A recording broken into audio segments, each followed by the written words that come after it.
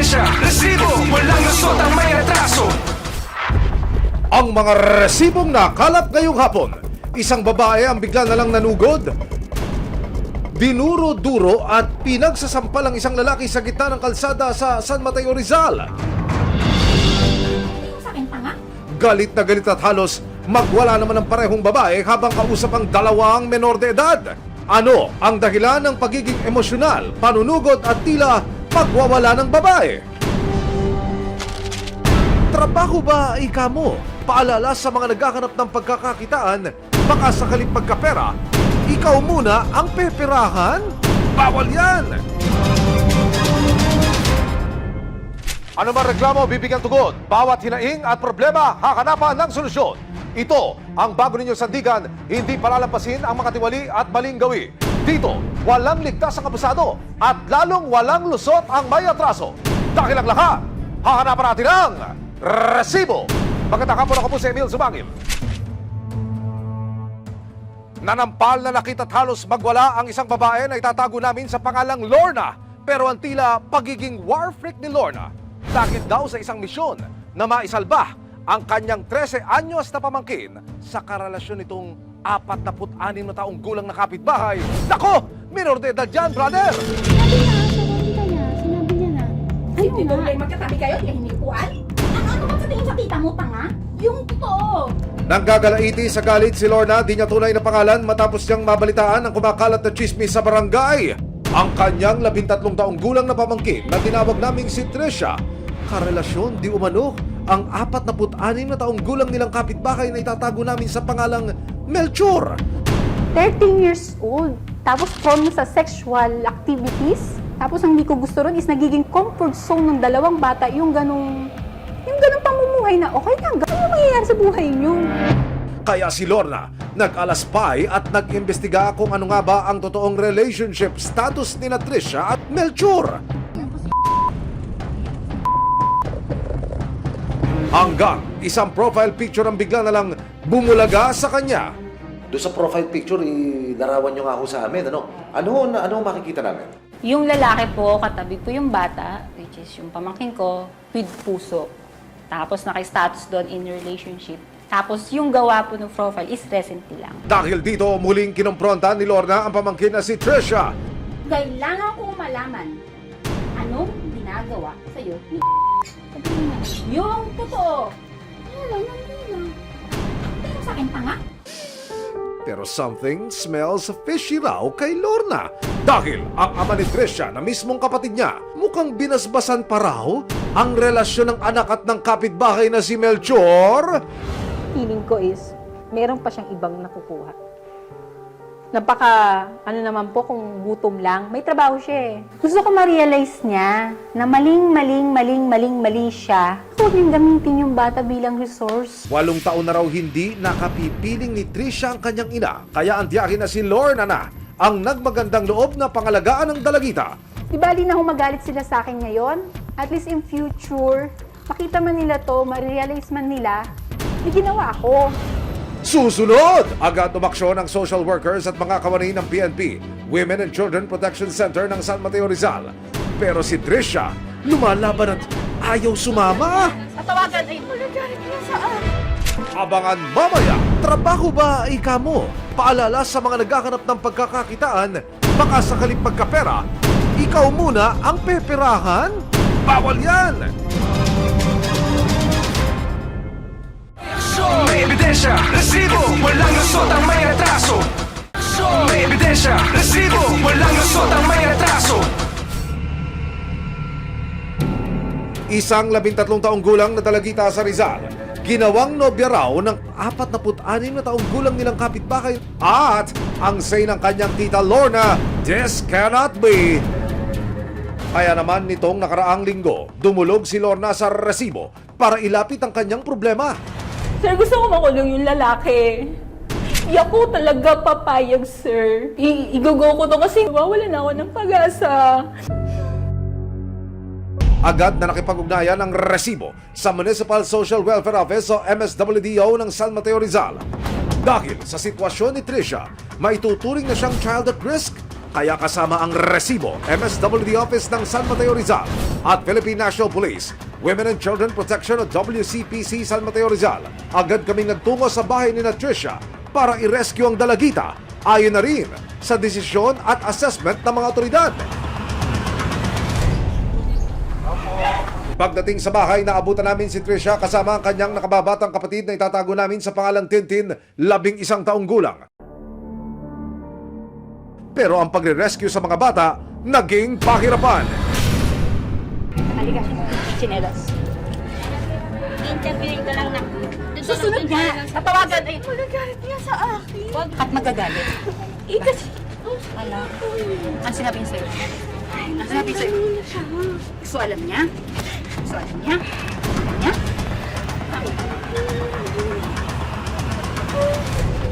Sumama ka lang, tatawagan namin si Papa mo. Sa kabila ng pagpupumilit sa mga bata, ayaw pa rin sumama ni Tricia at Tintin kay tita at sa mga social worker. Please. Please.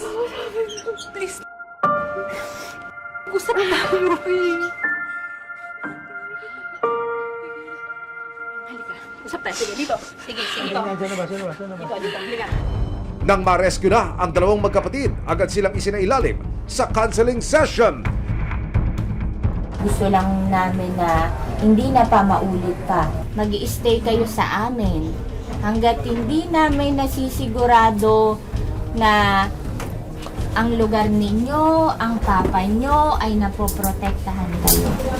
Sa pahintulot na rin ng mga social worker at ng tiyahing si Lorna, nakapanayam namin si Tricia. Nangligaw po siya sa akin. Nagtanong po kung pwede po manligaw.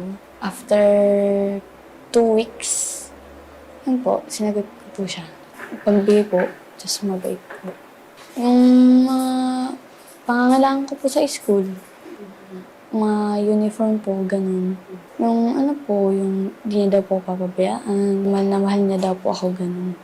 Ayon sa batas, pang-aabuso ng maituturing ang pagkakaroon ng sexual na ugnayan sa isang 13 anyos tulad ni Tricia. Para masiguro ang kondisyon ni Tricia, pati na ang kapatid niya, inirekomenda ng social workers na isailalim sa medical tests ang magkapatid. Sa gabay ng social worker, PNP WCPC ng San Mateo Rizal at ng kanilang tiyahing si Lorna, minabuti ng resibo na samahan sila sa isang ospital para masuri. Agad silang isinalang sa genital examination para masuri kung may senyales ng pang-abuso. Susunod, si Tricia sumailalim din sa pregnancy test. Pero, katibayan na kaya ito ng naiulat na pang-abuso? Isang recruitment agency sa Quezon City ang nambibiktima raw ng mga aplikante.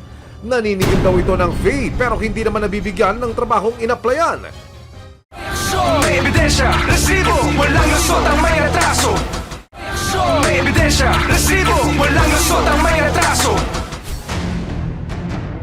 Isang 13 taong gulang na dalagita ginawang nobya raw ng 46 na taong gulang niyang kapitbahay. Isinailalim ang dalagita sa iba't ibang medical examinations kabilang na ang pregnancy test. Ang di umano'y pang-abuso ni Melchor, nagbunga na pala. Positibo si Tricia sa isinagawang pregnancy test. Ako po mismo yung sumama dun sa comfort room. Tapos yun, hindi ko po sana in-expect. Dahil dito, buong-buo na ang desisyon ng tiyahing si Lorna. Nito lang Huwebes, sinamakan siya ng resibo na magsampa ng kasong statutory rape laban sa suspect na si Melchor. Ibig sabihin po yun sa pag-abuso sa bata, yung sa pakikipagrelasyon sa isang minor de edad po. Yung suspect is may kakayahang mag-isip kasi siya po yung nasa tamang edad. Kung sakaling mapatunayang may sala, nakakarap si Melchor sa habang buhay na pagkakakulong. Sinubukan din namin kunan ng pahayag ang ama ni Tricia at Tintin para tanungin kung may alam siya sa naging relasyon ng kanyang anak at ni Melchor. Tumanggi siyang magbigay ng panayam, pero paliwanag niya, wala raw siyang alam sa relasyon ng kanyang anak at ni Melchor. Hinding-hindi rin daw siya magbibigay ng basbas sa relasyon ng menor de edad niyang anak sa lalaking kasing edad na niya. Pero ang say ni Lorna, don't me, kuya. Kasama po ng barangay, minarapat po nating sadyain ang bahay na akusado para personal na makunan siya ng panig. Yung bahay na akusado, narito po sa aking kaliwa. Maglalakad lamang ako ng ilang baitang narito po naman ang bahay ng bata, yung minor de edad na sinasabing karelasyon ng akusado. Ganda tanghali po. Biyanan. Emil Sumangil po sa resibo. Ako Ayun. po, Biyanan. Opo. Nandyan ho ba yung lalaki, yung subject ko namin? Wala ho ako kahapon. Nagtrabaho ako ngayon. Pagdating ko nga sila, wala na yung motor. Pasok po kayo. Tingnan nyo din, sir, para alam nyo baka sabihin yung tama mo. Pero kung sakali yung lumutang, iharap nyo sa barangay, ready kayo ron. Sige po, kung talagang papahayag po Yun ang siya. gusto nyo.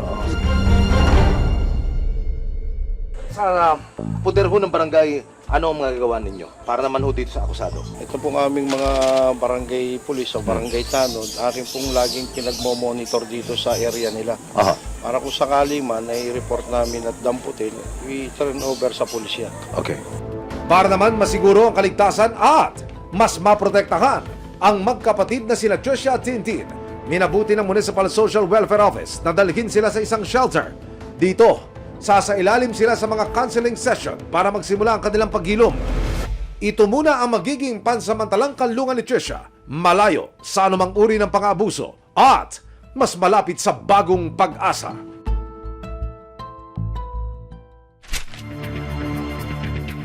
Dating tagatastas ng sinulid sa isang patahian, nag-apply ng trabaho online bilang hotel room attendant. Pero nang pinagbayad siya ng interview fee, medical fee at kung ano-anong fee, doon na siya nagdudang ang ina-applyan pala niya'y isang scam. Sa Facebook page ng Resibo, hindi lang isa o dalawa, kundi sangkaterbang reklamo na tungkol sa tinatawag na trabaho scam ang aming natanggap.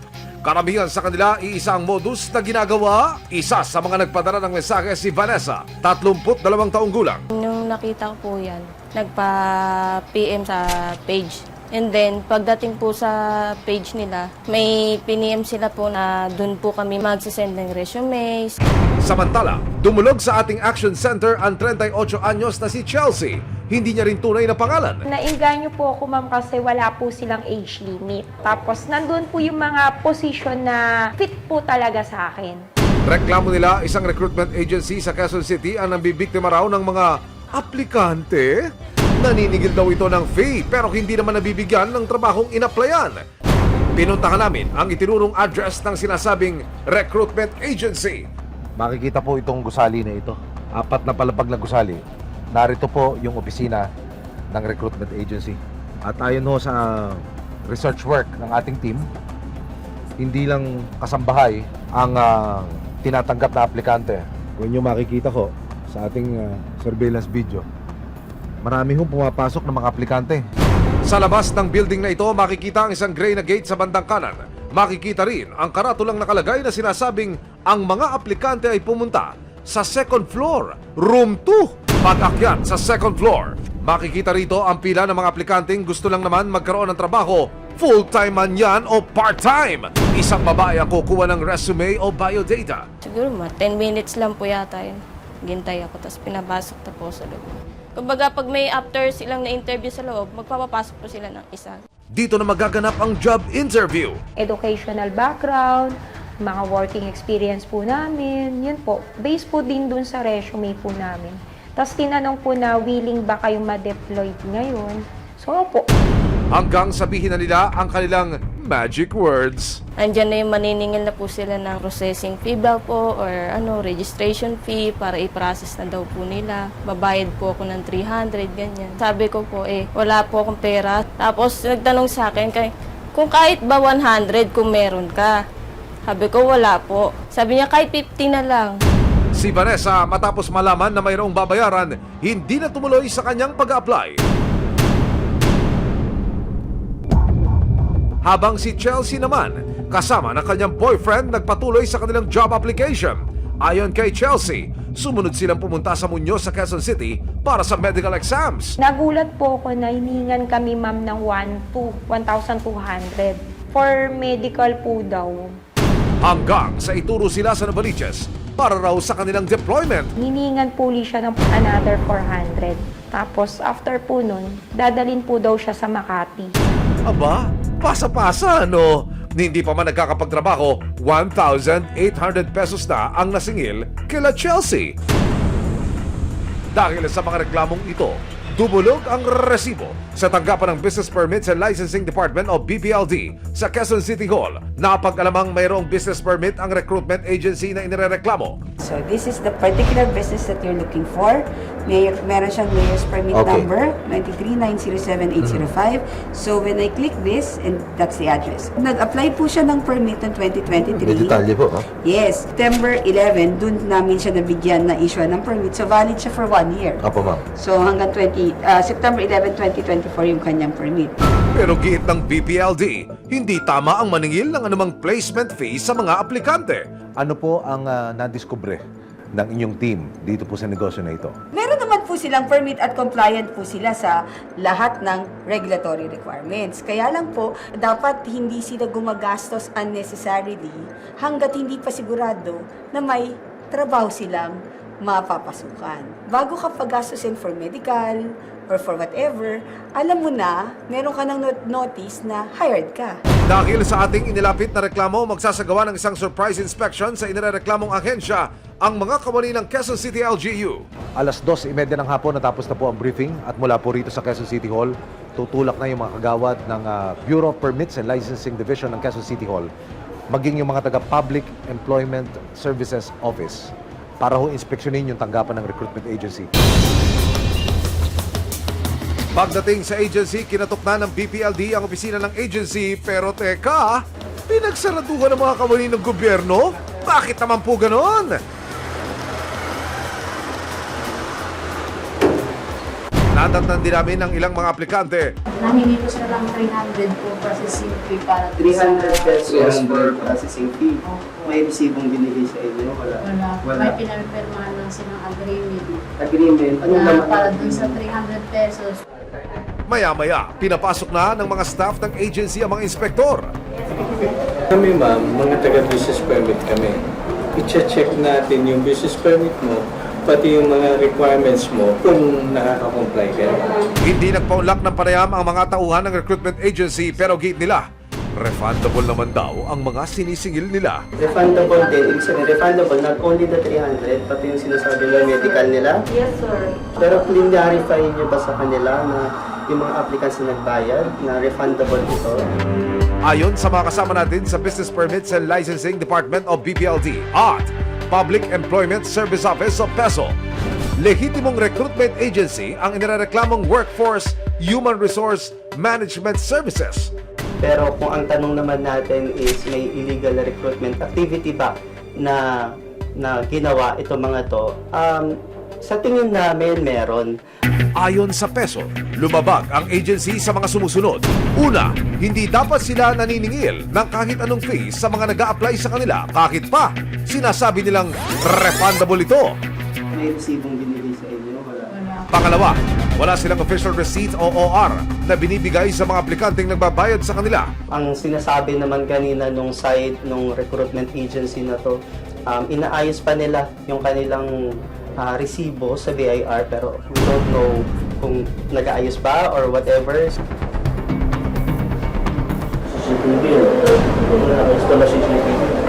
Pangatlo, ayon sa ordinansa sa Quezon City, ang bawat business establishment sa lungsod ay dapat mayroong closed-circuit television o CCTV camera. Walang CCTV camera ang agency sa kanilang opisina at pang-apat, expired o hindi pa nagre-renew ng ahensya ang kanilang barangay certificate. Noong 2023 pa bro ito, kailan ito? Nung pagbukas, di ba? Okay. Iakyat ng Quezon City LGU ang report na ito sa Department of Labor and Employment para mas matignan ang kalakaran ng ahensya. Paalala rin nila sa mga aplikante para makasiguro. Maging vigilant lang sila, maging mapanuri. Sa huli, pinayuhan ng mga kawani ng BPLD at Employment Services and Recruitment Agency. Iwasan na nila, tigil na nila. Kapag ginawa nila yan, isang complaint lang ng mga naperwisyo nilang tao, habulin talaga at habulin sila ng batas. So itigil na nila yan hanggat maaga pa.